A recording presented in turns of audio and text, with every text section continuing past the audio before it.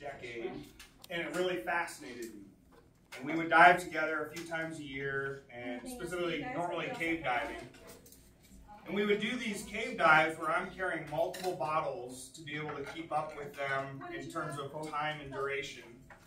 And we would get done with maybe an hour in the cave, and they would have no decompression, and I would have 30 or 40 minutes of decompression. And I didn't know how the rebreathers worked, but it just baffled me that how can we go underwater together and do the exact same dive, yet you guys can get out of the water and I'm stuck here with mandatory decompression. So I asked lots of questions. We ate lots of chicken wings and drank lots of beer over our many years. We're still great friends. We hang out a number of times a year and travel and dive together. But eventually I got into my first rebreather, which is the Kiss Sidewinder, and that is what I brought today. It is still my favorite rebreather, and we'll jump into why that is here in a little bit. But the reason why I kind of wanted to call out having a lot of dives before ever getting into it, and even at that point thinking, wow, when I learned about them, I really want to get on this rebreather thing. Have a longer dive, to not have bubbles, to have this duration, minimizing decompression obligations, like all these cool benefits. But I realized, A, it was super expensive, and it really was a big commitment to say, if I'm going to invest and get one of these things, I better be diving all the time. And thinking back to even 10 years ago, if I got to go diving every other month or less frequent than that, it wasn't enough to justify that sort of expense and commitment. And so I said to myself for a few years, at the time I was married, my wife was a diver and we were on the same track. We're like, when we get to the point where we know we're diving at least once a month, if not several times a month, then we'll be ready.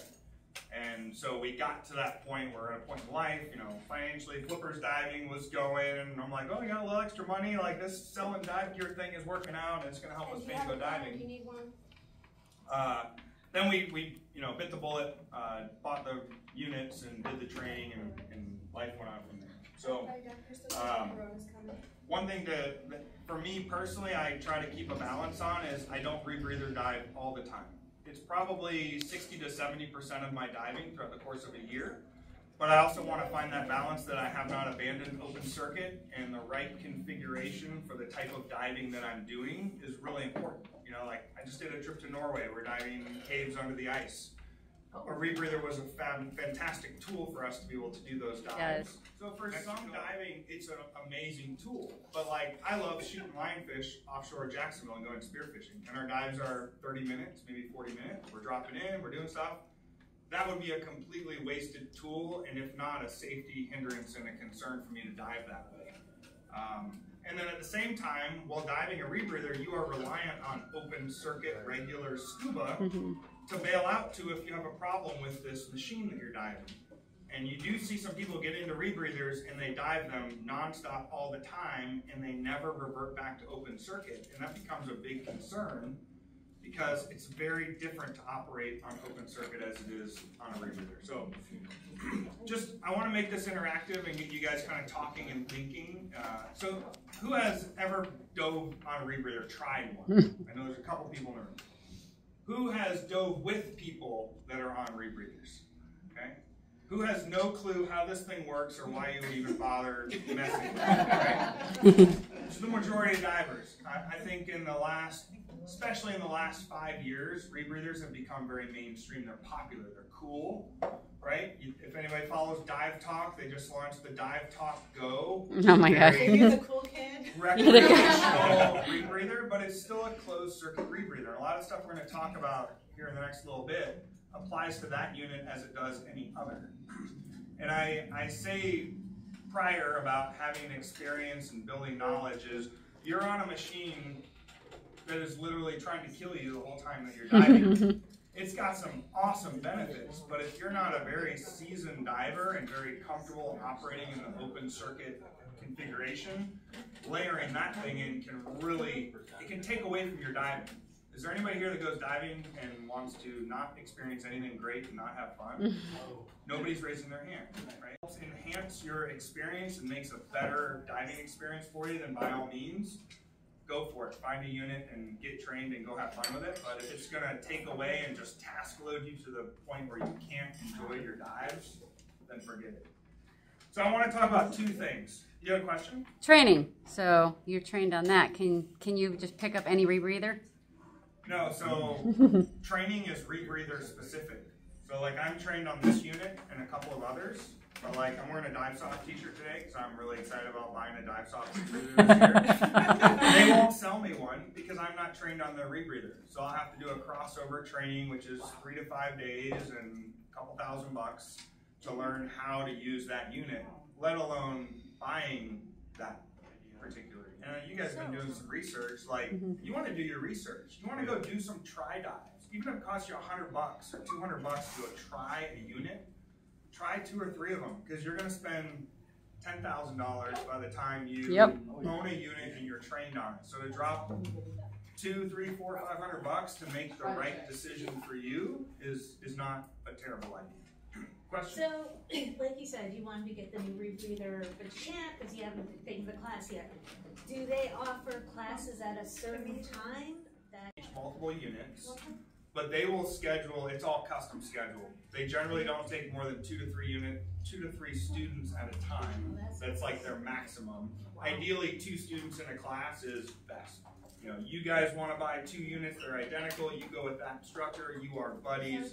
That instructor is teaching you how to operate as a dive team and how to run those units. You'll have to look at in your area where you are as to who might even be available. You Absolutely. might not be KISS might not have a representative or somebody here, but somebody else may.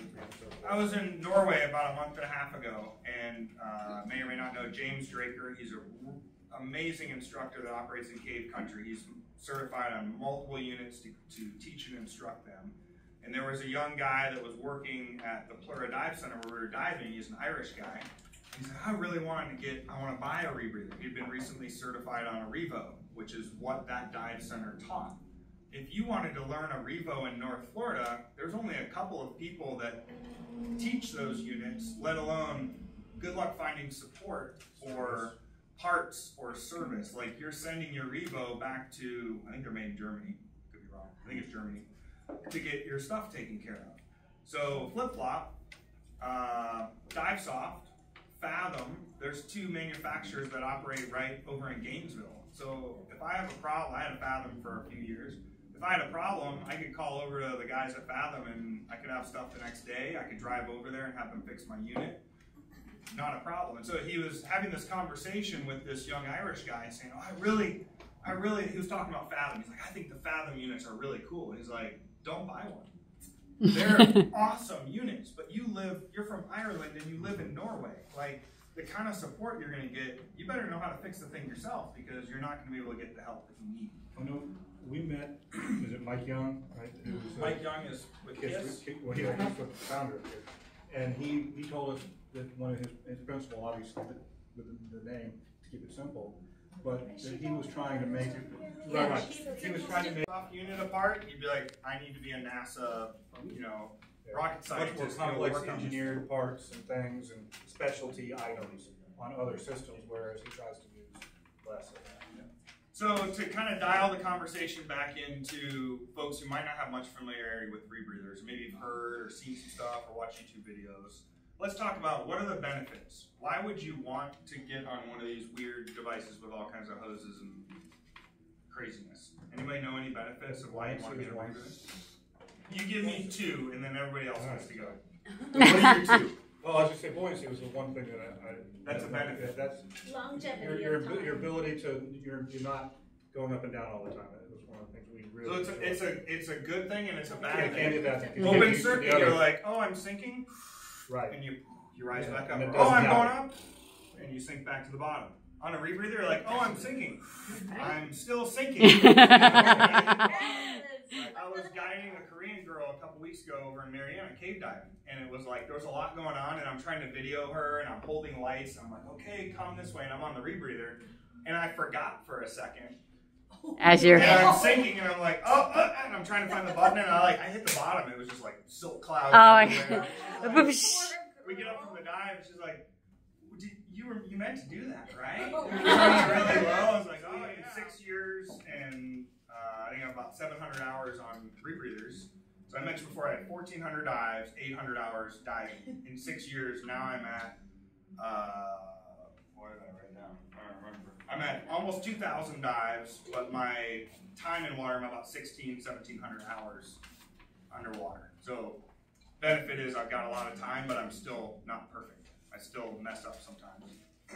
So he mentions buoyancy can be a good thing, and you mentioned longevity, right? So now you've got this machine that is, it's basically who dives nitrox, right? Do y'all ever think about what mix you're diving based on where you're going to go dive? Like, oh, I'm doing a 100-foot dive. I want XYZ mix because it's going to give me the best bottom time, right? Well, on this machine, at whatever depth, I can say, oh, I want a different mix. I just changed my mix. Now I've got the best mix for that depth. Oh, we're going a little deeper? I'm going to dilute it. I'm going to put me on a different mix. So I'm making my mix all the time as we go, which now takes my dive no decompression limit and stretches it out immensely. So that's a big bonus. Just clarification, are you saying that you carry different gases? I carry two gases. I carry oxygen, pure oxygen, and I carry a diluent. Does anybody like cocktails? Nobody? Oh my God. Does everybody know what a cocktail is? Okay. So think about rum and Coke, right? If I'm going to make a rum and Coke, a good one, I want the right combination of rum and I want the Coke. So I think of my oxygen as my rum. It's the rich stuff. It's what I'm after, right? What my body needs to keep the party going. The Coke, okay, the Coke is going to dilute it so the party doesn't end too fast. So I carry my pure oxygen and then I carry some sort of a cylinder with diluent. And the diluent could be air, could be nitrox, could be trimix, could be anything, any sort of gas mixture that when mixed with 100% is going to dilute that drink down to make it taste the way that I want it to taste. So as I'm going and as I'm sipping my cocktail, breathing on my rebreather, if I want it to taste a little bit better, I add O2. If I want to dial it down and weaken it a little bit, I hit the other button and I add my diluent. Is that depth specific or time specific on how you choose your little cocktail? Both. Primarily depth specific. You all know from nitrox, you have a maximum operating depth for whatever it is you're breathing. So the deeper I go, I have to dilute that mix. Otherwise, I've got too rich, I've got too much oxygen in my mix, and I put myself at risk of, what happens if your mix is too rich? CNS or whatever? Yeah. We have CNS exposure goes through the roof. What else can happen if you have too much oxygen? You could start convulsing. We call it hyperoxia. Too much oxygen, we convulse. Convulsing underwater is not great. If I did it here, I'd probably survive. If I do it underwater, I'm probably going to drown. I think it was 20 foot, 100% is the limit or something. So you're looking at your PPO2, your partial pressure of oxygen exposure. We really don't want that to exceed about a 1.4. On a rebreather, we kind of dial it down. We usually shoot for about a 1 to a 1.2. You go really is the max. Beyond 1.6, if you're sitting beyond 1.6 for a duration of time, like you're gonna convulse, you're gonna black out, you'll be done. So to answer your question, the deeper we go, we keep adding the diluent to keep that mix down. We don't make that cocktail too strong for us to survive. Is that manual or is it? Great question. So there's generally two categories of rebreathers under closed circuit rebreathers. When I say closed circuit, I'm generally not making any bubbles. I'm rebreathing that gas over and over and over and over again. There are manual rebreathers, which is what this is, meaning I, as the human, I am manually in charge of deciding when do I add gas, when do I dump gas, when do I dilute it, whatever. It's all me. So I have a computer that's monitoring what I'm breathing, and it's telling me, hey, here's what's in your loop. But it's just a monitor. It doesn't make any decisions for me. You can say, hey, this mix is going to kill you. I'm not doing anything about it. We just want to let you know. And so you're looking at, I'm going to die, so I need to do something about it, right? Whereas what they call an ECCR, or an electronic rebreather, you set threshold points on the computer saying, I don't want it to go below this, but I don't want it to go below that or above this level. And the computer keeps it within. So it has solenoids that will inject either oxygen or diluent to make that perfect cocktail throughout the day. Hey, I want it to do this. I don't want to cross a certain boundary, and I want the machine to operate that way. You get a lot of people that run electronic rebreathers. They will set that boundary, but they will still fly the unit manually, meaning they try not to ever let it hit the top number or the bottom number. They manually add the gas still, which is a great way to run an electronic unit, because you will get people who run electronic units say, oh, the computer's going to take care More of like me. a safety catch. Yeah. And they just become complacent. They're like, oh, this thing's going to fire and work or whatever. And then they'll never know how to do it properly when they need it. Stuff breaks, right? Like wires, we're taking electronics in salt water, underwater, and we're hoping that we never have a problem. But you also have multiple sensors to do the same thing, because you don't want to have something tell you one sensor says good, and it's really not. And sensors fail. So if I'm just relying on the computer and it's going to make all the decisions, so it's a topic of controversy amongst rebreather divers. It's like, I'm a manual guy, I'm an ECCR guy. Like they both have their benefits, but they both have their downfalls. You're still relying on the same sensors, the same wiring for both of them. Essentially, yes. Yeah. Is there a reason why one person picks manual over? I went the manual route for the units that I've had 3 units so far, and they've all been manual, because I want to be in control and I want to force myself to constantly be monitoring that unit. I'm looking at my PPO2 every 30 seconds, every 30 to 60 seconds, and making the decisions, do I need to do anything? 90% of the time, like, nope, it's good. Nope, it's good. Nope, it's good. Oh, need to add. And we keep going. I fear becoming complacent and get to the point where I quit looking at what I'm breathing. It keeps you more in tune. It forces me to stay in tune. Now, do people get task loaded on a manual unit and then stop? They forget to look at it and get in trouble? Sure. So I did a survey class recently. I learned how to survey in caves, where we're learning how to map the caves, gather data. You're running lines, you're taking compass headings, you're sitting here in this little notebook, and you're just for hours like writing down information. And the instructor was like, don't get lost in your book. You're on Rebreathers, you're gonna get lost in your book. And I didn't understand what he meant. I dove with Sarah a couple weeks ago. We were just broke her hole in the St. Johns River, and it was a project for me to map this. It's a little tiny cave, like it's almost the size of this room, maybe a little bit.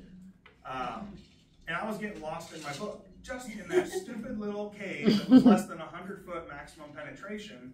I found myself so focused on making sure I was recording the numbers properly, looking at my compass, checking the heading, documenting, and like repeating this process. I was not paying attention to my dive information. I wasn't even on a rebreather, by the way. I was just diving open circuit. Okay, so I'm like, oh crap! How much gas do I have left? I was doing this mapping stuff. Like I don't know what would have been happening at that time. So, so kind of to dial back to some of the benefits. Let's talk about good stuff for a second. We talk about extended bottom time. We talk about having a nitrox machine that makes whatever you want. Sometimes you go somewhere and they're like, oh, all we have for diluent is air. And I'm like, oh, okay, it's cool. I can work with that. Or, oh, I have a mix in a tank in the garage and I don't want to go to the dive shop to get it. It doesn't matter. I can make whatever I want with this unit. Y'all know what happens with bubbles. Fish get scared away. You make noise, right? You get on a rebreather, even in the springs, all those little bluegills and turtles, they come up to your face. Like you're not making any noise. You're not making any excitement. So from like a photography standpoint, that's super cool because you get so much closer to marine life. In the caves, there's a lot of caves we dive where your bubbles hit the ceiling and cause percolation and silt to drop down and destroy visibility. There are some caves you would not want to dive open circuit because you put yourself at a massive risk of you get way back in there, you turn around and come out, and you've just destroyed all the visibility.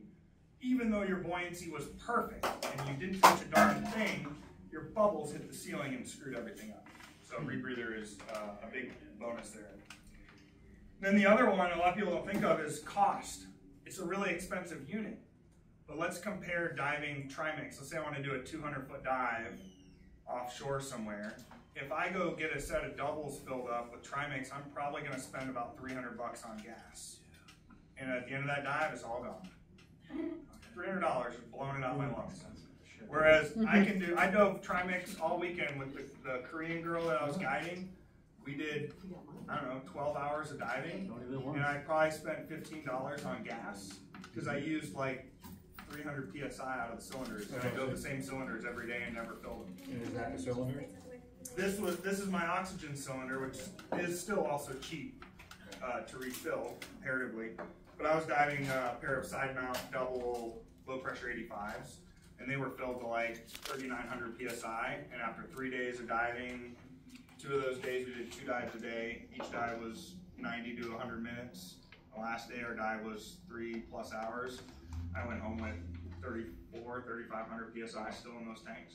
Like a 45-pound jug, and they run about, in the States they run around $250 for a jug.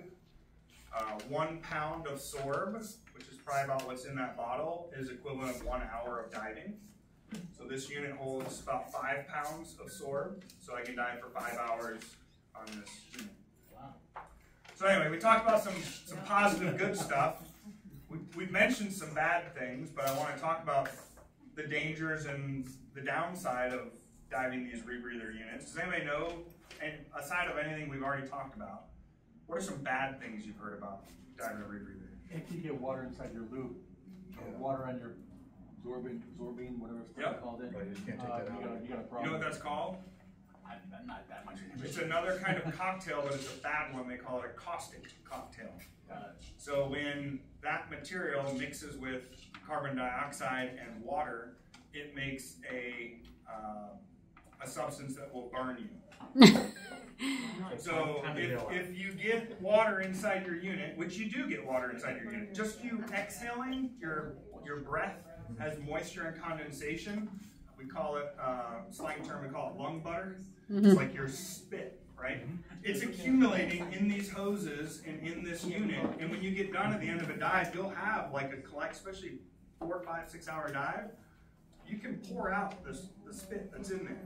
Well, if that spit mixes with your absorbent and then somehow makes it back to your mouthpiece and into your mouth, you will burn the inside of your mouth, and people have taken a hit where it's gone down their esophagus and burned, and even if you bail out of the rebreather and get on just a regular regulator, your airway's closing, like it's extremely dangerous, and there's different levels of a caustic cocktail, so that's a really good call out.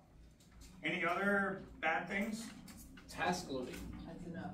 A friend of mine had a rebreather and he got rid of it because he wasn't enjoying the dive. He spent too much time focused on the equipment and reading the indicators and dealing with that versus just his buddies on open circuit having a good time. So. Yeah. It is hard to dive with others who aren't diving. It makes it. Finding buddies. Yeah. I mean, I described some like pretty intense dives. I can't count, I have more fingers than I have friends that can dive at that level. So if I'm like, man, I want to go do a 5-hour dive with scooters and rebreathers and go 2 miles back in a cave, I can count on one hand how many people I'm close enough with and can dive with that will do those dives with me. And if I can't find one of them, go do it. Out of luck. I did a shark dive in Jupiter a couple years ago. I was super excited. Never done one of these shark dive things. I'm going to take my rebreather down. I had a different one. And I get on the boat and realize I'm the only guy on the boat with a rebreather. The benefit of being on this rebreather, no bubbles, I'm like, oh, the sharks are going to come real close. I have no bubbles. Well, I had like 20 people around me. The bubbles. And you gotta come My back up dive to was everybody 30 else. minutes Right, because yeah. everybody else was running out of gas. So like it was kind of a waste to take a rebreather on that dive. Now, if I had thought ahead and said, let me find a dozen rebreather buddies that want to go do a cool rebreather shark dive, and I charge the whole boat, then I could make that happen. And I see that with a lot of in the tech community where they want to do a big, badass dive to maximize that tool that they've got and be able to do something really incredible. It requires a lot more planning. I'm not just showing up on a charter and hoping there's 12 other rebreather divers on it. Any other negatives? It takes me, when I'm going to go for a cave dive with multiple bottles and scooters and the rebreather, just the rebreather itself is 30 to 45 minutes to set it up. Pack the scrubber, pack everything in, test the cells. I forgot to bring my checklist, but I have about a 20-point checklist that I go through every time to make sure I didn't forget one critical thing. Did I forget to put this little clip in right here? Because if I forgot and then I'm at 100 feet and this thing blows off, I just flooded my rebreather and have a major problem, right? So following that checklist every time. It is really nice. The summertime for me is all about lionfish and spearfishing offshore Jacksonville. To live, if I strangled you, you're going to become hypoxic. Same thing can happen on a rebreather. If I don't turn my oxygen on, more people have died on rebreathers by not turning their oxygen supply on. Just literally, they just forget to turn it on. And then they jump in, and you don't know, you can't taste what you're Thank you. breathing. Does anybody know how to taste what percentage oxygen you breathe in nitrox? Not a clue. But you can't taste that there's no oxygen in your gas. And people who go hypoxic literally just fall asleep. They're done. So when you're talking about going automatic, your reader doesn't say how much oxygen Sure. is in there. They're just not paying attention. They're not paying attention. If the oxygen's not on and the electronic rebreather is trying to fire the solenoid and put oxygen into your loop, but it's not on, it's just firing and nothing's coming out. But they should have something that And tells us how much. usually it's multiple problems. These Right. people who have died on a rebreather because of hypoxia are because they didn't have the oxygen, they didn't look at their computer to monitor it, right? Usually it's the beginning of the dive, it happens in the first 5 minutes. I could put this unit on right now and not turn the oxygen on and sit and breathe on it for probably about 5 minutes before I pass out. So think about the beginning of all of your dives. When you jump off the boat, you're descending, you're doing your buoyancy, you're checking stuff out, where's my buddy? Like 5 minutes goes by pretty quick. And you can, whereas I'm buying it here for $200 to $250.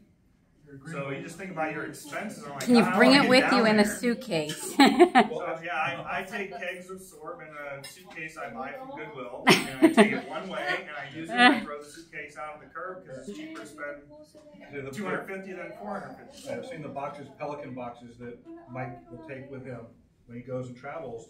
It's multiples, because he's taking all his own stuff with him, because he's going into dirt poor areas of small countries, dive in weird places, and you got to bring everything. Mm-hmm. So just thinking about logistics and support to be able to dive the thing is a challenge. So one of the things, if I remember correctly, when we were doing this event, scrubbers. So That's the sword. no, I know. Oh, okay. So apparently, one of the big things is people are trying to get the most dives out of their scrubbers, and from what I understand, that is the biggest problem with the rebreather. Can you comment on that? Yeah, so if somebody do the math, $250 for 45 pounds, that's 45 hours of diving. If I put 5 pounds in here and I do a 2.5 hour dive, I'm thinking to myself, I still got a couple hours left for this stuff. And, 2.5 hours, but I want to do a 3 hour dive, maybe I can push it a little bit because I want to save $12 or whatever. And so you do get folks that get in that mindset. I generally, if I dive it, I dump it. If I did a 2 hour dive or a 5 hour dive, I dump it out. It's a waste, whatever. You can't reuse it. You can't pick through and pick out the granules that didn't absorb anything. It's not gonna happen. But you do get people that push their scrubber beyond the recommended limits. And that's I mean, where you I might find the forget. most deaths occur. If you don't take it out and throw it right away, and it's been maybe a month later, you might not remember how long you dove on it the last time. True. Then you're like, There's some features on the computers called stack timers. You can reset when you repack your rebreather. And you say, oh, I want a 5 hour stack time. Oh, it knows you dove today for 2 hours until you have 3 hours left. But that math is not exact. So a good example is Norway, 36-degree water. Coldness makes that sorb less effective. It can't do the chemical reaction. When it is reacting, it's having an exothermic reaction. It's making heat. So in really warm water, I could probably push this to 6 or 7 hours safely. In Norway, I got towards 4 hours of diving, and I was getting CO2 headaches and I'm like, man, my brain is thumping and hurting. And we realized after several days of diving, it was because the scrubber wasn't working effectively. These are not insulated cans. There's no heaters. It can't do its job. They make an insulated can for this rebreather that's intended for ice diving. I wasn't diving it. So then we started dumping our scrubber after 2.5, 3 hours and we weren't doing long dives. We're doing dives that are 45 minutes to an hour, hour 20. At negative degree water, no, I don't think I would stay in that water that long. Yeah, this isn't working, folks. It's not fun being there in the cold water. I think it's interesting because you're fairly experienced with this, and there's still little mistakes or little things that you can do that just you don't know it until you know it. That's true. I had heard before I got on But there's more rebreathers, of them in rebreathers than there are in open. when you're diving CCR, you start tracking more how many hours have I put on the unit, because your number of dives goes down immensely. I don't do nearly as many dives, but I spend way more hours in the water. So they say at 100 hours on a rebreather, you feel like you got it figured out.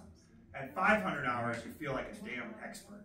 And at 1,000 hours, you realize you don't know anything. And I'm creeping towards 1,000 hours, and I'm starting to figure out there's a whole lot that I don't know. I haven't yet got to experience, and it just hopefully makes you that much more diligent and aware and cautious. Because I don't want to be the guy that dies on the bottom of the ocean. How did you decide your first one was going to be kids? Primarily because I dive caves 80% of the time. I was in a side mount. I dove side mount for years. I did not like diving back mountain caves, and that was kind of one of my hiccups. Is like, man, I really want a rebreather, but nobody makes a side mount rebreather that is really getting good reviews, or there's a positive aspect to it. And then the Sidewinder came out, and I was like, oh wow, I don't even have to change my configuration. I can put this, and I'll show you guys here in a minute. I can put this rebreather on with everything I'm already wearing, change nothing, but just breathe on the rebreather, and I can still get into those small caves, and it's not going to limit me to what I'm going to do. I thought, man, I was wanting to buy a Revo for a couple of years because what my friends were diving was Revos, and I'm like, that thing is really big and clunky, and I'm not going to be able to go, but it's okay, it's a sacrifice. I'm learning. I'll learn how to dive rebreathers, and maybe one day I'll figure out one of these weird side mount rebreathers. But that's primarily what pushed me to the KISS. Okay. And the simplicity aspect of it, because it was so simple, being manual unit. And do you feel it was a good choice for you? It was a great choice for me. A few years later, I bought a Fathom, which is more of a traditional style back mount rebreather, saying to myself, well, I want to go on boats, I want to do ocean stuff. This is a terrible unit to take on a boat. It is a nightmare to try to put on if you're on a rocking boat. Like, I'll put it on for you in a minute. It's a little bit of work. A lot of dangly bits. A lot of dangly bits, and like then you're not wearing tanks on your back. So the harder part is trying to get your bottles strapped on the side of your body. Again, on a boat, you got all this crap on. Whereas when we're cave diving, we generally put this thing on. We walk down to the water where we've already placed our bottles nicely. We step into the water, we clip, clip, clip. Are you ready to go? Okay, and then we slide in, we go to our dive. It's really easy. Boats suck. So I bought a Fathom, and I wasn't really diving very much because I was diving caves all the time. So I traded my Fathom to a friend who had, so Fathom now makes a very similar rebreather called the Gemini, and he wanted a back mount unit because he's moving to Alaska and he's going to dive boats all the time. So we made a really good deal. I said, I'll trade you. I'll give you my Fathom, you give me your Gemini. So I dove his Gemini for a week in Mexico. I'm like, this thing is awesome. There's some really great improvements over the Sidewinder. But guess what I had to do to be able to technically dive that Gemini? I had to take another class. And I was like, I don't want to take another class. So I turned around and sold the Gemini and just got the Sidewinder. But that was, if I could have a Gemini and somebody would give me a Gemini card, because they're like identical. Okay. Like the units are, they go together the same, they dive the same, they operate the same. I actually have Gemini parts on my Sidewinder because I like them, but I didn't want to spend a couple $1,000 and take another class. So. Why would you have to do a class? Because the Fathom people want their instructors to have business, and they want people to be certified on their unit. If From you a wanted liability service, perspective, was that? If you wanted service, if you sent it in, would they have been like, oh, You don't have That's to a call good it. question. Yeah. It like broke when I first got it, and so I made my friend send it back. And then we got it back, and then I posted it for sale, and Charlie at Fathom called me. He's like, "Hey, where'd you get this Gemini?" I was like, "I don't know. I kind of found it on the street." Oh my God! So they're stalking you now. I was like, "I'm selling it, dude. It's cool." He's like, "Okay." so you want me to hold it? Ooh, Vanna. We got Vanna White there. Woo. Put it on. You can wear it. There you go. That's like the BCD I had. We did not see that. We went to All right, I'm gonna put this over your head. Yep. Okay. And I'm gonna take your arm underneath the loop here, and then bring your arm straight out. Congratulations, you got a Rebreather. Run really quickly. Run really quickly. Make a run for it. I'm connecting just a couple of things, just so you get the idea. Okay. And he's got a waist belt that would go around. Okay. So let's first travel the path of where the gas goes. So when Brian has this thing in and he exhales, there are one-way valves. They're called mushroom valves. Same thing that's in the bottom of your regulator that keeps water from coming in. when you exhale, it only lets the gas go one direction. So when he exhales, the gas only goes this way. Let's turn. Okay, so the gas travels down this loop, and it goes into this big container. Is that the scrubber? This is one of the scrubbers. One. Okay. So the sidewire is kind of maybe a bad example to teach you about rebreathers on, because it's a very different unit. There are two scrubbers. It's a split scrubber design. So as the gas goes through here, this is just a big empty can, and it's full of that stuff packed in there nice and tight. So that gas slowly pushes through that material and is absorbing carbon dioxide. And then, I'll show you this in a minute, he has the equivalent of a bag, that's a bladder, that's tied between this scrubber and the one on his other side, okay? And it's kind of a kidney shape, and it lays across the lower part of your back, so that when you exhale, that gas has somewhere to go to expand. Because if we didn't have any flexible container, your lungs would have to be pretty damn strong to compress that gas inside of a fixed container. Okay? So we call that a counter lung. So it gives that place gives that gas a place to hang out for a little bit. So is that like the wings? So This is actually the BCD here. So this is like your buoyancy. So It's hidden underneath, and I'll show you. You can see right here it's connected. This bag thing. Yeah. Okay. Okay. This is what's going to inflate when he exhales. And he can feel it. When he exhales, he's going to feel that thing kind of expand on his back, and then when he sucks it back in, that bag's going to go and suck right. So what you're saying is, When you put air in the BCD, it stays in the BCD. Yeah. Whereas this, it's always Well, traveling. no, I It's didn't. always I changing. didn't understand. There's or I didn't the two remember. BCDs. He's got the side winder, so he has everything side mounted. That's a side mount like BCD style. So you won't see any tank straps. Yeah, so there is the back mount one, which he said was bulky, clunky stuff. He didn't like it, but other people do it. So you'll have a regular back mount one. Is it dual back mount? Okay, Or so is Like, it? we're talking about a rebreather back Yeah, mount. Back mount rebreather, this scrubber thing, we got two of them here. That's Okay. Jesus. On a back mount rebreather, it's one big canister. Okay, It sits that's in the what I'm middle of used your to back. seeing. So Yes. forgive me. And then So you see that's two why bottles I- kind of on either That's what I'm side. used to. Yeah, you were asking the question. You're like, that looks different. So on a back mount unit, there's scrubbers in the middle, and those two bottles, that's your oxygen and your diluent. That's where you Okay, so this hit is the a buttons. side mount. Okay? So that gas goes down the loop, through the scrubber, through that counter lung, and then it comes through this second scrubber, so it gets cleaned again. Counter lung meaning that black piece. This bladder here. And I'll take it off and show you what it looks like in a second. Okay?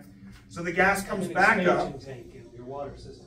And inside of this head, does anybody know what a nitrox analyzer is? Anybody ever used one? Yeah. We got 3 of them inside of this head. Okay, so 3 nitrox analyzers connected to a computer. This is what they call a NERD. Stands for Near Eye Remote Display. So what you would normally see on your wrist is in this little lens here. And when he looks at it, it looks the equivalent of that entire wall back there being my dive computer. That's how big it is. Oh, wow. In your right next to your eye. So I can be looking at you, looking at the reef, whatever, and then just glance down real quick, and I can see all that information right up next to my face. So right before that gas is about to travel back into my lungs, it gets checked. It's just constantly being monitored and being displayed by this unit. Okay, so that gas is traveling in a loop back to his mouthpiece. He's exhaling again. It's just going loop So over and that's over and what over. you're talking about when you're looking at your computer to make sure your gas I'm is constantly okay. looking at it. That's A what lot of that is. rebreather divers have their computer on their arm. It's still connected by a cable, right? This is a wire, okay, connected to those sensors. But they're constantly looking at their arm. Okay, I so you prefer can the extension. near eye remote display because it's in my face. Like, I don't have a choice but to look at it. And when something goes wrong, like my mix goes bad or too rich, whatever, the lights are like flashing in my face, and I'm like, oh, something's happening here. You know, you don't have to Nice. forget to. Right, because it is easy to, it's easy to forget what you're doing and Yeah. be focused on fish or survey or whatever it is that you're playing with. Yeah, I like that. So that's where the gas travels. And then we talked about having this nitrox machine. So this is what's called a MAV. It's a manual add valve. Okay. You have one hose that goes back and it connects to that oxygen bottle he's wearing on his butt. And this button over here that says oxygen, if I press that button, just for fun, we'll turn it on. If I press it, it's putting gas, oxygen, pure oxygen into that loop. This Through the other, scrubbers? it's adding it right through the top of this head right here. Okay. So the gas is coming down this hose and it's dumping it into this. Now remember, his breathing gas is traveling this way. So even though he's adding pure oxygen, now the pure oxygen and his exhale gas have to work their way through the scrubber, through the counter lung, up through the other scrubber. So by the time they get back to his mouth again, it's all mixed up. Okay? This other buttons, there's one on this side, there's one on this side. This one says diluent. This hose, this connection right here, hold on a second, is for, I don't have a plug. We'll pretend. Is to this connector. So I plug in to a gas source, and now when I want to add diluent, I add that diluent. So this So that could be your trimix, or could be trimix, air, nitrox, whatever. And you could be wearing that, side mounted, slung off you. If you're in a back mount rebreather, a lot of times it's those 2 bottles on your back. that's your How can you tank. tell, okay, and the diluent right there and your air, it seems like you're pressing the same button. There's one here. Valve or something? Good. Can you see that? They're actually BCD buttons. They've stolen So that into one a for down, BCD one for there, inflator okay. and built it into this, this is called a dual MAV. Labeled Two as well gases. there, but you probably wouldn't see that. So You wouldn't see it. I know that when I clip this off on my chest, my oxygen is on top and my diluent's on the bottom. A lot of rebreathers will have 2 separate MAVs, which is probably preferred by most people to have 2 separate. So I know So you know oxygen's which over one's here, which. diluent's over here. I'm not going to accidentally hit the wrong button. Because if I want diluent and instead I lay into that oxygen button, I've just caused myself a really big problem. Now, I just looked at your cylinder. Do you know going into the dive what cylinder you need? Is that just standard or? Loaded question. Sorry. So like with this, I'm always side mounting. I have 2 cylinders. I always run my diluent off of whatever's in my right bottle. Almost 99% of the time, both bottles have the same stuff in them. Is that traditionally what you like to carry? This would be way too small for what I'm doing. I just brought it today because it's lighter to carry in here than a couple big cylinders. No, sure. But you'll see people in the ocean just slinging a little bottle, just a little bottle of diluent. This is what you call off-board diluent, meaning it's not part of the rebreather. I'm plugging into an external source. And that diluent, my side-mounted bottles, are not only the gas that helps me dilute my mix, but it's also my bailout. If this rebreather fails, I'm off of it and I'm breathing on a regulator. I remember that Right here, open circuit, and this is around my neck, so it's always right here. If I gotta get off that loop, boom, I'm down to my regulator, and I'm ready to just, it's an open circuit dive at that point. When we did ours, they trained us. That was the biggest thing they were real serious about. On if we were going to take this out of our mouth underwater, you have to turn it off. You gotta close it. Yeah, and that's because you like have this to, right you have to here make sure is- no water go back through the system. When it's open this way, it allows gas to flow. If we close it, he could put that in his mouth, he can't breathe. And yeah, you train where it's muscle memory. Every time that thing comes out of your mouth, even if we're standing at the surface and we're talking, if it's in my mouth, it's open, and if I pull it out of my mouth to talk to you, I shut it. Because underwater, if I pull it out even for a second, open, boom, water in there, caustic cocktail, my loop is flooded and my rebreather's toast. Wow. So you get in that habit. There are 2 types of mouthpieces. This is called a DSV, which is a dive surface valve. It's simply for breathing, it simply allows me to breathe into the loop. There's a second one called a BOV, bailout valve, and it has what looks like a scuba regulator built in underneath it. Right, you can turn it to that. So you can close it, you're not on the rebreather, and now you're breathing on a regulator without having taken anything out of your mouth. Pros and cons to both. I've had both on different units. I assume I prefer a DSV, it's just simpler. If I get a caustic cocktail and all that stuff that's burning my mouth and throat is all in that thing, I gotta take it out anyway. Yeah. So I'd rather just go to a clean regulator that's hanging around my neck. So that's kind of out of your faucet. The more I open this valve, the more oxygen is flowing into my rebreather. So the way this works, it is constantly dripping just a little bit of oxygen into the unit at all times, even when this thing is almost all the way closed.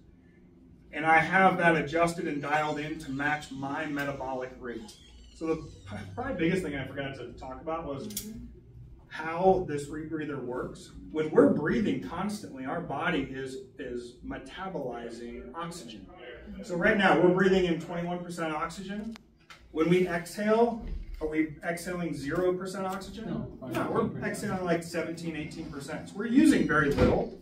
And we're all sitting here resting. We're not doing anything hard. But as our workload, if we went outside and started running, and we checked how much oxygen are we exhaling, that percentage would drop because our body's metabolizing a higher level of, or higher quantity of oxygen. So we set up those valves that they are trickling in just a little bit of oxygen all the time. And when it's really quiet, you can hear it flowing like, it sounds like it's leaking. They actually originally called them leaky valves because even when it's closed, it's still letting oxygen into the loop.